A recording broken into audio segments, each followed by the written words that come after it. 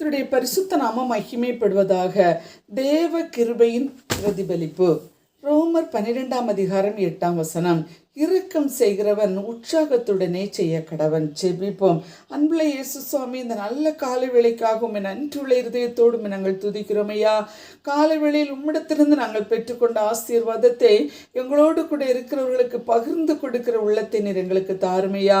இல்லாய்மையில் இருக்கிறவர்கள், துக்கத்தில் இருக்கிறவர்கள், கண்ணீரில் இருக்கிறவர்கள், கவலையில் இருக்கிறவர்களுக்கு இயேசு கிறிஸ்துவின் நாமத்தினால் வருகிற சுவிசேஷத்தின் வல்லமை எடுத்துக்கூற எங்கள் ஒவ்வொருவரையும் பக்குவப்படுத்துங்க. அவனை சேர அன்புக்காக நன்றி. இயேசுவின் நாமத்தில் பிதாவே, ஆமேன். இரக்கம் என்பது அருள்நாதர் இயேசுவின் குணநலன்களில் ஒன்று. தேவனோ இரக்கத்தில் ஐஸ்வர்யம் உள்ளவர் என்று வசனம் கூறுகிறது. தேவன் நமக்கு செய்த இரக்கத்தை நாம் மற்றவர்களுக்கு செய்ய தீவிரமாய் இருக்க வேண்டும். உங்கள் பிதா இரக்கமுள்ளவராய் இருக்கிறது போல நீங்களும் இரக்கம் உள்ளவர்களாய் இருங்கள். அப்பாவுடைய சுபாவம் பிள்ளைகளுக்கு வேண்டும். எப்படி இருங்க வேண்டும் என்றால், அலட்சியம் செய்யாமல், மனம் வருந்தாமல், வற்புறுத்தல் இல்லாமல் முழு மனதோடு மகிழ்ச்சியுடன் செய்ய வேண்டும் என்று அப்பா விரும்புகிறார். அவனவன் விசனமாயும் அல்ல, கட்டாயமாயும் அல்ல, தன் மனதில் நியமித்தபடியே கொடுக்க கடவன். உற்சாகமாய் கொடுக்கிறவனிடத்தில் தேவன் பிரியமா இருக்கிறார்.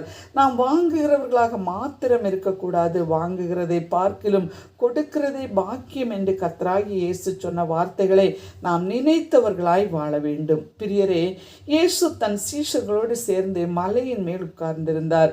இயேசு மனதுருகி அநேக வியாதியஸ்தர்களை குணமாக்கினார்.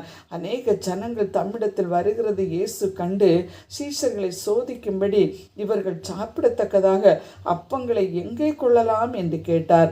அந்திரேயா இயேசுவை பார்த்து, இங்கே ஒரு பையன் இருக்கிறான், அவன் கையில் 5 வாற்கோதுமை அப்பங்களும் 2 மீன்களும் இருக்கிறது என்றான். ஆனால் இவை இத்தனை ஜனங்களுக்கு எம்மாத்திரம் என்றான்.